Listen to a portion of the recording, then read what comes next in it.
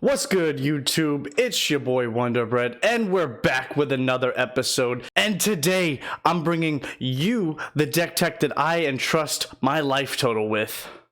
Especially because we have another star in hand, we would go ahead, grab and play the mine.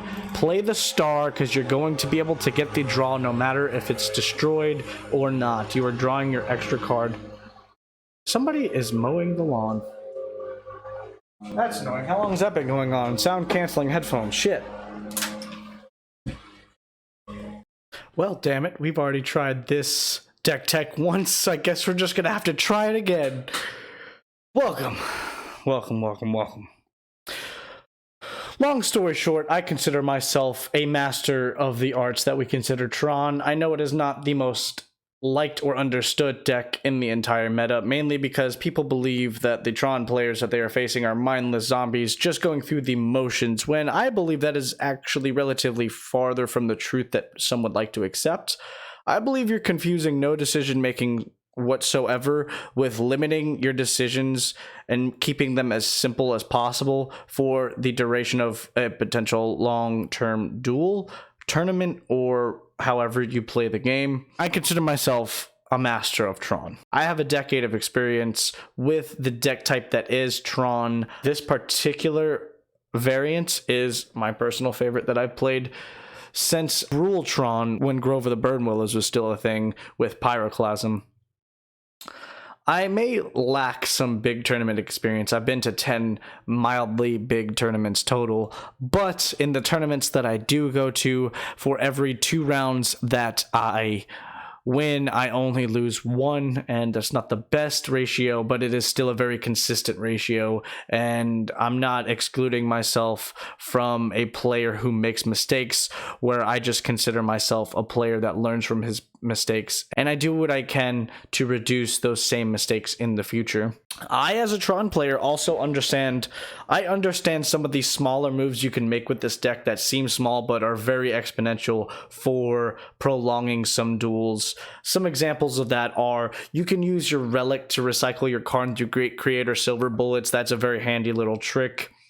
You can hit and target your own permanents with things like Ghost Quarter and Nature's Claim, depending on if you need a green source or you need for life. I also understand just because I can restart the game with Karn Liberated does not mean I should. If you are in a position to restart the game with Karn Liberated, you really need to assess the certain scenario that you're in and determine whether or not you really need to restart the game, or do you have the game under control enough to just keep eating permanents out of the hand or the battlefield and maintain the duel that you are playing. And last but not least, I have a lot of trial and error with this deck. If there's a card that I want to play with it, I play it, and if it doesn't work, I remove it. That's one of the biggest keys of success, is just making sure that you're trying what you want to and realizing that when something does not work, you scrap it. You go back to the drawing board and you draw something else up. We're trying to speed through this because, as you have already seen, I've gone through this entire deck tech once. I should be fairly polished on what I'm talking about just because this is the second time I'm talking about it today.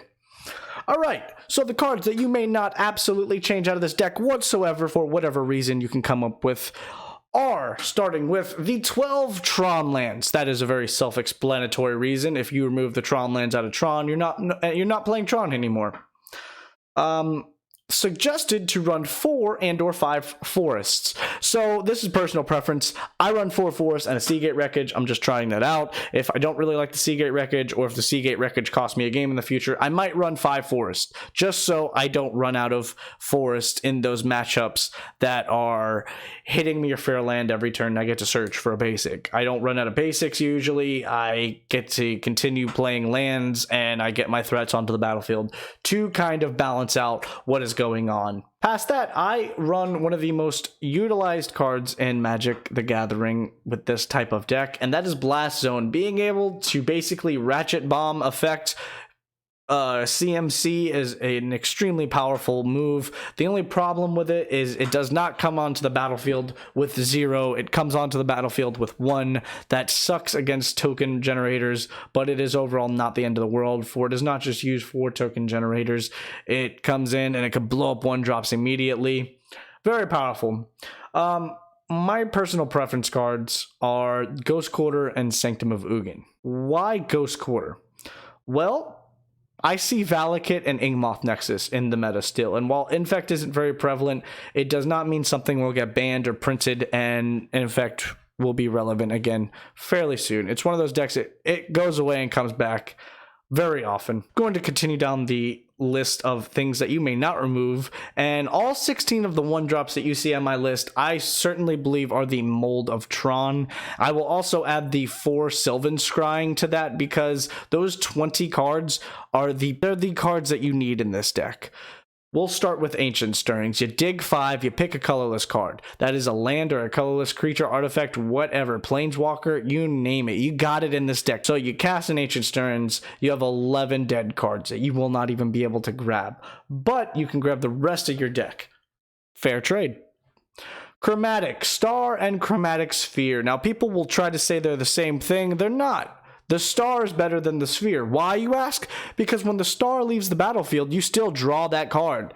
And on that topic, I base a lot of my decision making with this list by card advantage. The chromatic cards in this deck are not just mana fixing, they are also cyclers. You get to draw your card as long as you are popping the 1 for the sphere. You draw your card regardless with the star, but the sphere you have to pay the 1 and pick a color. The next 4 cards that I will put on the list of cards that you will not be able to remove for any reason whatsoever will be Expedition Map. And I'm going to twin that with Sylvan Scrying, because essentially it's the same card. The map you lay on 1, and then on turn 2 you can go crack it for a land that you desire, and then reveal it, put it into your hand. The Sylvan Scrying, you search your library, you reveal a land, you put it into your hand. 8 cards that say, I'm going to go get my final piece of Tron, and you're going to have to do something about it, essentially. We're going to call this segment of cards that you cannot replace whatsoever the Karn segment, because both Karn the Great Creator and Karn Liberated, I firmly believe, have grandfathered themselves into this deck. I don't believe that this deck runs as efficiently, as optimally, as when these cards are in the deck. Now, I personally run 4 Karn Liberated, and I run 2 Karn the Great Creator. Why? Because, well, Karn Liberated to me is a little bit more powerful, even though Karn the Great Creator is an extremely powerful card. It is a powerhouse, game ender sometimes. Not as good as combo with Karn, but still very powerful. Rest in peace, Karn combo. All right, next on the list of particular cards that you cannot scrap or remove from this deck whatsoever, we're going to stick on the topic of planeswalkers. We're talking about Ugin the Spirit Dragon, and I've tried Ineffagible. That's more of a Eldrazi Tron style card. I think Ugin the Spirit Dragon, though, is the powerhouse. It's the 2nd or 3rd best card in this deck, depending on the scenario, and in certain scenarios it'll absolutely be the best card that you can play. If you're playing against an opponent that can swing wide, you play the Ugin for the negative X ability. You exile each permanent 1 or more colors with CMC X, and that is a powerhouse against those creature heavy decks. On top of it, you also have a bolt effect. If you plus, you can also gain 7 life, draw 7 cards, lay down 7 permanents for free. That is very powerful as well. Oblivion Stone, the 2 of that I'm running, is perfectly fine. I have a 3rd one in the sideboard, but I run 2 main. The ability for 8 mana to just clear a board of everything that without indestructible, it's just beautiful. You sometimes will save your neck at 5 or less life, and you'll turn that corner and you'll just run away with the duel, because they put everything in their opening hand into doing that, spreading wide and hoping for the best. And then you take that off the board, you turn that corner, you put big things on the battlefield, and you turn those big things sideways. You win usually. Cast effects, and by that I mean Ulamog the Ceaseless Hunger. It is the most optimal card, I believe. You can run any of the Eldrazi Titans, but Ulamog has the benefit of hitting 2 permanents. You're exiling 2 permanents at that, so he's more than just a cast trigger, as you may see. He's also a 10-10. A 10-10. That means if your opponent only has 20 life, that's 2 swings uncontested. Now, Ulamog also has one more key set of wording, and that is whenever Ulamog the Ceaseless Hunger attacks, your opponent exiles the top 20 cards of their library. And that's good because there are some decks in this format that will go off and gain infinite life, and they'll look at you like the game is over, and they're utterly shocked when you do not concede to the unlimited life, because you don't have to win by lethal attacking. You can win by milling your opponent out. You can restart the game. There are so many ways to get out of infinite life loops. It's not even funny with this deck. Some people, you lay down Ulamog, you have like a Karn, you have an Ugin, and they will concede just because the threats you have on the battlefield are better than their threats. As for the sideboard, there's a few cards in the sideboard that I would like to discuss. First off, I've seen this debate whether or not you should run Wilt or Nature's Claim. I am still Nature's Claim, contradicting the statements I made earlier on card advantage, even though card advantage is one of the most important aspects of Magic the Gathering. Gaining 4 life is still to this day one of the most important defenses and counters against the red decks. That is one of your worst matchups. You want to gain as much life as possible. Speaking of the red decks, we're going to skip Veil, go straight to Weather the Storm, because I am talking about life gain at this very moment, and what is a better card right now to gain life than Weather the Storm? It literally counters the one deck that was just going off against you. If they don't have a counter, or you have a Veil and you Weather the Storm, you win. You just win. It is so dumb how quickly Storm became such an irrelevant strategy against me, when that was the strategy I hated playing against the most. Because you just sit there and you watch your opponent storm out. You might as well just have a coloring book and scribble in between the lines, because Tron players scribble in between the lines. Storm players scribble all over the page. They don't know what staying in the lines are. Sorry, that deck tilts me a little bit. We're going to move on to Veil of Summer, because in those control matchups, it's beautiful to just have an extra green mana source. You go to play your threat, somebody invests 4 mana into a cryptic command, and you just say no.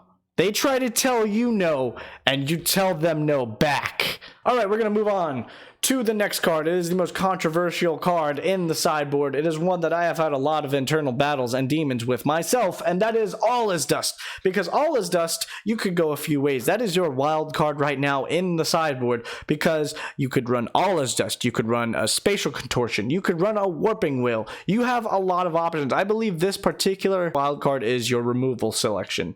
What do you want to do? Spot removal, mass removal, or removal with a potential counter of a sorcery? Up to you. I prefer being able to wipe the board completely clean of all colored permanents. We are going to talk about the 9 silver bullets I am using. First one on the list, Relic of Progenesis. We have talked about this already once. You are able to exile some silver bullets and recycle them alongside. You're able to just counter decks like Dredge. Being able to take the graveyard away from people could be very beneficial to you as a Tron player. You take the graveyard away against a Dredge player, they're looking at you like, what do I do now? And the answer to that is lose. The next card on the list, Liquid Metal Coating. One of the cards that combos so well with Karn the Great Creator, because you are able to now, at minimum, you make one of their lands an artifact and they lose the ability to use that land. You can turn activated abilities of creatures completely off, because Karn states the activated abilities of your opponent's artifacts do not work anymore. If you're able to stick a Liquid Metal Coating past the turn and get it back, you have opened up a 1 strip mine per turn combo, and that is enough to make some people just absolutely concede. You can hold people under a Trinisphere. You can keep people under the converted mana cost that they're trying to get to. It's very powerful. Right under that, speaking of holding people under the threshold of mana that they need, Crucible of Worlds. That is one of your best tools against Field of Ruin, Ghost Quarter. All these land destruction decks are popping out of the blue. They hate Tron. They want to see you have a bad day. And you know what makes that player have a bad day? When you put a 3-drop that says, I'm just going to go get that tower back out of the graveyard. I got another 3 mana now. I'm going to put an Oblivion Stone just to ensure if you get rid of my artifact, I'm getting rid of everything you have. as a hypothetical. The next 3-drop we have on the silver bullet list is Ensnaring Bridge. Now, I actually started playing Ensnaring Bridge when Karn combo was a thing, and it's brutal. Once you establish that Karn combo, you get a bridge out with no cards in hand, you just look at your opponent like, you done? You good? Now, maybe less good. They can definitely take it off the battlefield now, and that's just something you're gonna have to live with. It's gonna buy you enough time to where you can get down some creatures that are worth it, and then you Karn your own Ensnaring Bridge away, you swing with a Worm Coil, you gain 6 life. Then potentially hit the Worm Coil with a Nature's Claim, you gain another 4 life, you got 2 bodies to block with. Hypotheticals. I already spoke about this next card once, Oblivion Stone. Moving on, we're going to the Trinisphere, the 3-ball. Trinisphere dictates that everything that would cost less than 3 costs 3. So Cascade costs 3. 1-drops cost 3. 2-drops cost 3. But the good thing for you is you run cards that are more than 3-drop anyway. You are not really affected by it. Does it suck having to play an expedition map for 3? Sure. But holding your opponent under the ability to cast spells at all? That's a fair trade if you ask me. No, it's not. You win that. Our 104 drop of the sideboard. One that has come in to be one of my personal favorites, Witchbane Orb. Now, the first ability, you remove all your curses. Not extremely relevant in Modern. I haven't seen a curse deck in quite a while. But the second ability, the ability to gain hexproof. Oh my goodness. You put an Ensnaring Bridge on the battlefield followed by a Witchbane Orb, and you just look at your burn opponent like, are you done? You finished? You got artifact removal? If you don't, we're through. You should just concede now. Now, going to one of the big boys that I have in the sideboard, the Sundering Titan. I have noticed 4-color decks run rampant right now, and a 4-for-1 is fantastic.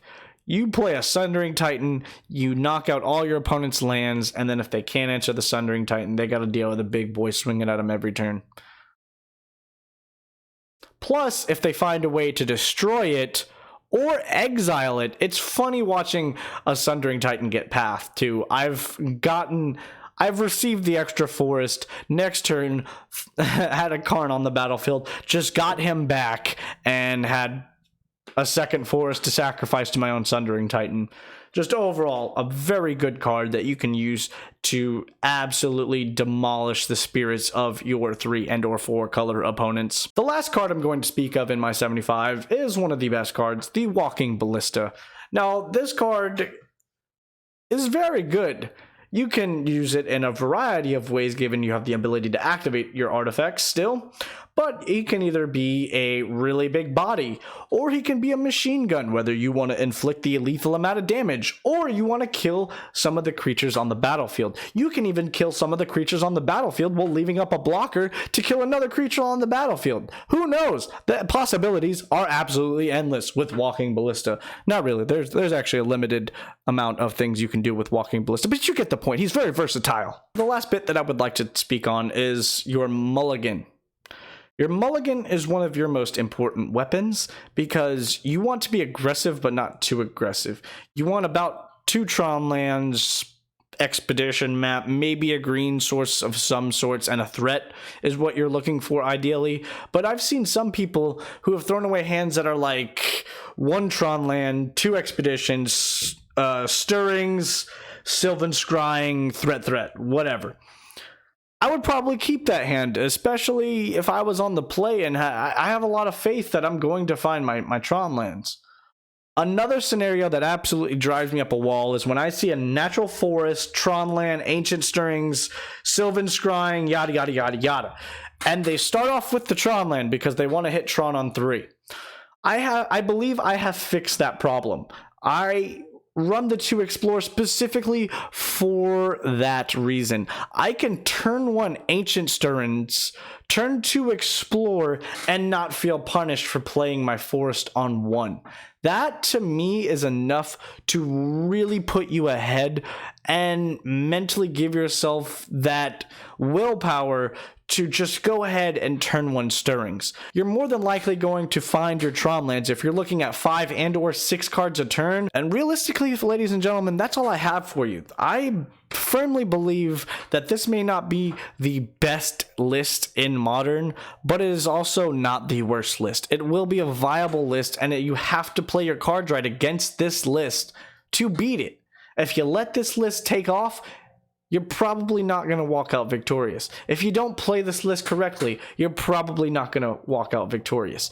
But the difficulty of this list is not excruciating. You're not going to hurt your brain in a 16-round tournament where you go very far. You're not cooking your own cranium just to play a game. This simplifies your decision making for long periods of time, while simultaneously you're a big mana control deck, which is right up my alley. And with that, ladies and gentlemen, I'm gonna send you off wishing you a fantastic day. Until next time, bye bye. Now, I know I said I was sending you off, but I forgot one crucial thing. If you enjoyed the content that you just saw and you would like to see more Tron, please like and subscribe, comment, let me know what you would like to see in the future after I get a little bit of steam behind me, a little bit of funding for my channel, which I am producing by myself. I will be adding some more lists. I found a Titan Shift list that I personally want to construct for you guys and show you because I've played against it with my list, and quite frankly, it is a matchup to where